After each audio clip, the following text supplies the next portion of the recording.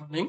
आज हम लोग प्रोजेक्ट परख के तहत उड़ान के तहत हम लोग सामाजिक विज्ञान विषय का जिला प्रशासन पाकुड़ द्वारा तैयार किए गए मॉडल सेट 1 का 2 नंबर वाला क्वेश्चन 31 नंबर से लेकर 38 नंबर तक का डिस्कशन करेंगे। मैं सेट 2 का मॉडल सेट 2 का जो 31 नंबर से लेकर 38 नंबर तक के क्वेश्चन का डिस्कशन करेंगे। मैं रुपेश कुमार RK+2 स्कूल हिरनपुर पाकुड़ में सामाजिक विज्ञान विषय का शिक्षक हूँ। मेरे द्वारा ये डिस्कशन कराया जाएगा। हम लोग शुरुआत करते हैं।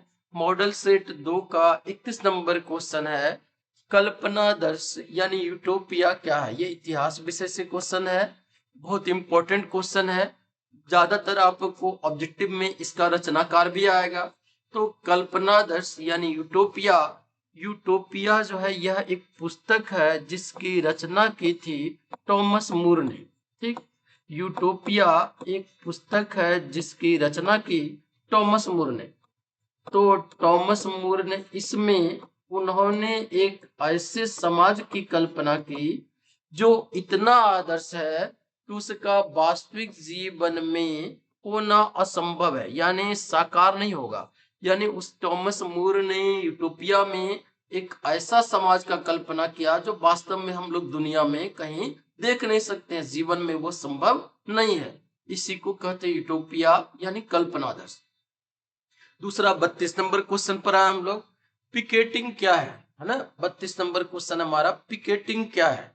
तो पिकेटिंग माने पिकेटिंग मतलब एक तरह का कहिए चारों ओर से घेर लेना, नाकाबंदी कर देना, अंदर किसी को नहीं जाने देंगे, अंदर से बाहर भी किसी को नहीं जाने देंगे। तो ये हम लोग कब करते हैं, यानी जब हम लोग विरोध करें या प्रदर्शन करें। जैसे मान लीजिए राजा को है राजमहल में घेर लिए चारों तरफ से, अंदर से किसी को बाहर नहीं आने देंगे, बाहर से किसी को अंदर नहीं आने देंगे, राजा को हो, शासक हो, कोई कारखाना हो, आदि आदि को। तो यानी पिकेटिंग का मतलब है प्रदर्शन या विरोध का ऐसा तरीका जिसमें लोग किसी दुकानदार को या फैक्ट्री को या दफ्तर के भीतर जाने का या भीतर से बाहर आने का रास्ता रोक लेते हैं, उसको हम लोग कहते हैं पिकेटिंग। 33 नंबर क्वेश्चन है हमारा, सतत पोषणीय विकास से आप क्या समझते हैं। तो सतत पोषणीय, सतत का मतलब हुआ लगातार, यानी ऐसा विकास, विकास तो करें हम लेकिन विकास ऐसा हो जो लगातार चलता रहे, आगे भी पीढ़ी का वो पोषण कर सके। तो यानी सतत पोषणीय विकास का मतलब है कि पर्यावरण को बिना नुकसान पहुंचाए ऐसा विकास किया जाए जो वर्तमान में विकास हो और वो भावी पीढ़ी के लिए भी सुरक्षित हो, यानी भविष्य पीढ़ी के लिए भी हम लोग सुनिश्चित कर रखें, संसाधन बचा कर रखें। जैसे मान ली हम लोग अभी ज्यादातर हमारे यहाँ बिजली का उत्पादन होता है कोयला से, थर्मल पावर कॉर्पोरेशन के द्वारा।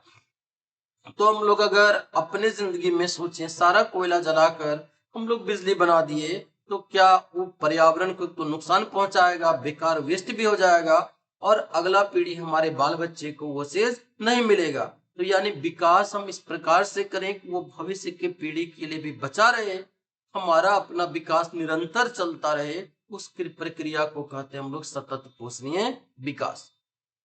34 नंबर क्वेश्चन है हमारा, गहन कृषि क्या है। गहन, गहनता मतलब एक तरह से समझे सघनता, यानी गहन कृषि का मतलब है कि खेती कर रहे हैं वो, पहले दादा परदादा खेती करते थे, लगा दिए खेत में दूर दूर अनाज, उतना ज्यादा श्रम नहीं, खाद उत्पादन नहीं, पूंजी का कोई प्रयोग नहीं करते थे उतना ज्यादा, तो उत्पादन का स्तर, उत्पादकता कम था।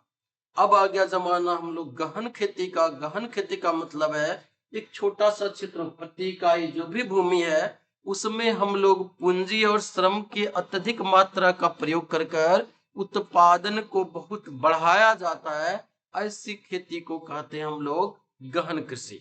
इस प्रकार का जो यानी पूंजी और श्रम के अत्यधिक मात्रा का प्रयोग कर कर उत्पादन को प्रति इकाई भूमि पर बहुत ज्यादा बढ़ाया जाता है, उसको कहते हैं गहन कृषि। 35 नंबर क्वेश्चन है हमारा, संघवाद क्या है। पहले जाने संघ, संघ का मतलब होता है वह जिसमें कि राज्य शक्ति के वितरण में केंद्र से हिस्सेदारी रखता है। तो यानी दो प्रकार का सरकार होगा कम से कम, एक केंद्र सरकार होगा, एक राज्य सरकार होगा। और भी स्तर की सरकारें हो सकती है, लेकिन कम से कम 2 स्तर की सरकारें होंगी। तो संघवाद यानी संघ संस्थागत प्रणाली ऐसा जिसमें 2 या अधिक स्तर की सरकारें होती है ना, 2 या अधिक स्तर की सरकारें होती है। एक को कहते हैं हम लोग केंद्र सरकार और दूसरे को कहते हैं राज्य सरकार या प्रांतीय सरकार। जैसे जाने अलग अलग देशों में संघ अलग अलग प्रकार से बनता है। जैसे अमेरिका में कई राज्य थे अलग अलग, 50 गो राज्य हैं माने, अराकानसस जैसे कैलिफोर्निया, जो हमारा कहें अलग अलग, न्यूयॉर्क, न्यू जर्सी। तो ये प्रांत सोचा मान ली रेल जाएगा तो भाई कैसे जाएगा, एक से दूसरा स्टेट में जाएगा, टैक्स बहुत ज्यादा लगा देंगे। तो सब मिलकर एक शक्ति बनाया कि भाई ये हमारा संयुक्त राज्य अमेरिका होगा और ये पावर होगा केंद्र को, बाकी जो बच गया वो हमारे पास। वो एक प्रकार का महासंघ बना अमेरिका, संयुक्त राज्य अमेरिका जिसको कहते हैं हम लोग। भारत है बहुत बड़ा क्षेत्र था, राज्यों में बट गया, बांट दिया उसको। भाई अलग अलग राज्यों में अलग अलग क्षेत्रीय विविधता है, अन्य चीजें वो सरकारें काम करेगी वहां, और पूरे देश के लिए एक सरकार काम करेगी। हमारे यहाँ भी संघ है, हम लोग कहते हैं भारत, ऐसे संवैधानिक तौर पर कहते हैं भारत राज्यों का एक संघ है।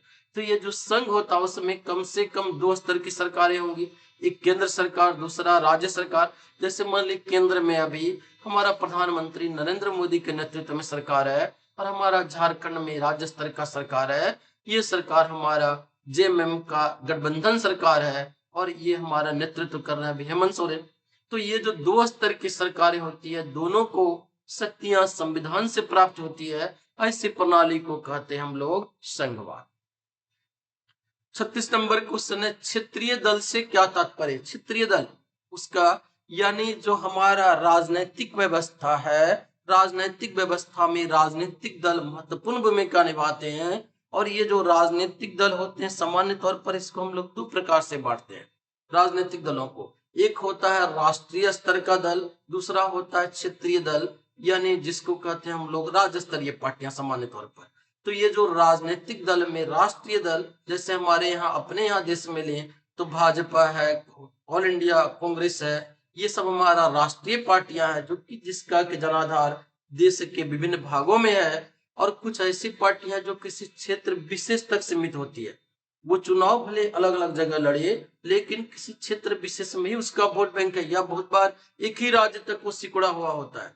तो वैसी पार्टियां जो किसी क्षेत्र विशेष में काम करती है उसको कहते हैं हम लोग क्षेत्रीय दल। जैसे हमारा झारखंड में झारखंड मुक्ति मोर्चा, पंजाब में कहें हमारा अकाली दल, इस प्रकार का अलग अलग राज्यों में बहुत सारा क्षेत्रीय दल काम करते हैं। अगला 37 नंबर क्वेश्चन पर हम लोग अर्थशास्त्र विषय से, हमारा प्रच्छन्न बेरोजगारी या प्रच्छन्न बेरोजगारी को हम लोग कहते हैं छिपी हुई बेरोजगारी भी। तो प्रच्छन्न बेरोजगारी या छिपी हुई बेरोजगारी से आप क्या समझते हैं, है ना, या किसे कहते हैं। तो प्रच्छन्न बेरोजगारी या छिपी हुई बेरोजगारी, तो प्रच्छन्न या छिपी हुई मतलब पता चल रहा है कि वो है लेकिन सामने दिखाई नहीं पड़ रहा है, पीछे छिपा हुआ है कहीं ना कहीं। तो वैसा बेरोजगार यानी ऐसा बेरोजगार है जो कि एक तरह से कहें रोजगार के पीछे छिप गया है, रोजगार कर नहीं रहा है लेकिन रोजगार के पीछे वो लग रहा है कि रोजगार कर रहा है, छिपा हुआ है। तो यानी जब किसी काम को करने के लिए मान लिया हम आवश्यकता से अधिक लोग उसमें काम कर रहा हो, और मान लिया ऐसा है कि हम 5 भाई हैं, पांचों भाई खेती में, कोई पूछ रहा है क्या काम कर रहे हैं, खेती का काम कर रहे हैं। जैसे आपसे पूछता है, कभी कभी ऐसा होता है कि कोई स्टूडेंट पढ़ नहीं रहा दिन भर लेकिन कर रहे हैं, क्या काम करते हो, कहता है पढ़ाई करते हैं। 24 घंटा में वो आधा घंटा पढ़ा, कभी 10 मिनट बैठा पढ़ने के लिए, लेकिन कर रहा है पढ़ाई कर रहे हैं। तो ये हमको सोचना है कि 24 घंटा में हम 10 मिनट पढ़ रहे हैं और कर रहे हैं पढ़ाई कर रहे हैं। तो वही काम वहां पर ऐसा होता है कि लोग लग रहा है कि काम में लगा हुआ है, कर रहे हैं, लेकिन वास्तव में वो कोई काम नहीं कर रहे हैं। तो वैसे लोगों को अगर काम से हम हटा भी देंगे, हमारा उत्पादन पर कोई प्रभाव नहीं पड़ेगा या बहुत थोड़ा सा प्रभाव पड़ेगा। जैसे हम लोग 5 भाई हैं, मान लेते हैं पांचों भाई कर रहे हैं खेती का काम कर रहे हैं, हमारा 5 बीघा खेत है, उपजा रहे हैं मान ले 50,000 का। 2 भाई गुस्सा कर भाग गया दिल्ली काम करने, मान लीजिए ऐसा हो, गुस्सा कर भाग गया दिल्ली काम करने।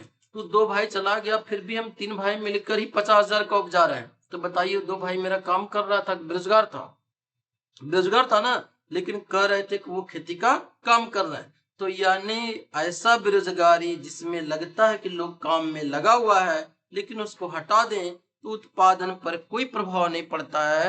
ऐसी बेरोजगारी को हम लोग प्रचंड बेरोजगारी या छिपी हुई बेरोजगारी कहते हैं, या उसको हम लोग क्या कहते हैं, छिपी हुई बेरोजगारी कहते हैं। और यह बेरोजगारी यानी छिपी हुई बेरोजगारी अधिकतर कृषि क्षेत्र में पाई जाती है।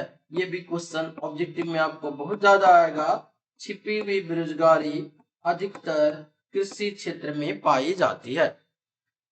38 नंबर पर हम लोग, इसका लास्ट क्वेश्चन है ये ग्रुप बी का यानी सेक्शन बी का मॉडल सेट 2 का अभी, कि विश्व व्यापार संगठन के 2 उद्देश्य लिखिए। ठीक, तो विश्व व्यापार संगठन हम लोग जाने विश्व का एक देश या दूसरे देश के साथ व्यापार होता है। इसके लिए पहले एक संस्था थी, जो ये बना हमारा विश्व व्यापार संगठन, उससे पहले एक संस्था थी हमारा GATT, general agreement on tariff and trade. यही बाद में चलकर 1995 ईस्वी में WTO में बदल गया, यानी विश्व व्यापार संगठन में बदल गया। इसको WTO यानी वर्ल्ड ट्रेड ऑर्गेनाइजेशन यानी विश्व व्यापार संगठन। तो विश्व व्यापार संगठन का काम क्या है, तो विश्व व्यापार संगठन यानी संयुक्त राष्ट्र का एक संगठन है जिसका काम है अंतरराष्ट्रीय व्यापार को प्रोत्साहन देना, कि व्यापार के लिए संस्था बनाया गया। जान लें इसका मुख्यालय है जेनेवा में, स्विट्जरलैंड का में। विश्व व्यापार संगठन एक तो काम है कि अंतरराष्ट्रीय व्यापार को प्रोत्साहन देना, और दूसरा उसका काम है कि विभिन्न देशों के बीच जो व्यापार हो रहा है उसके लिए नियम कायदा कानून बनाना, और ये देख रेख करना कि उन नियमों का सही सही पालन हो रहा है कि नहीं। तो ये जो विश्व व्यापार संगठन है इसका काम है विभिन्न देशों के बीच व्यापार का समान रूप से विकास करने में मदद करना।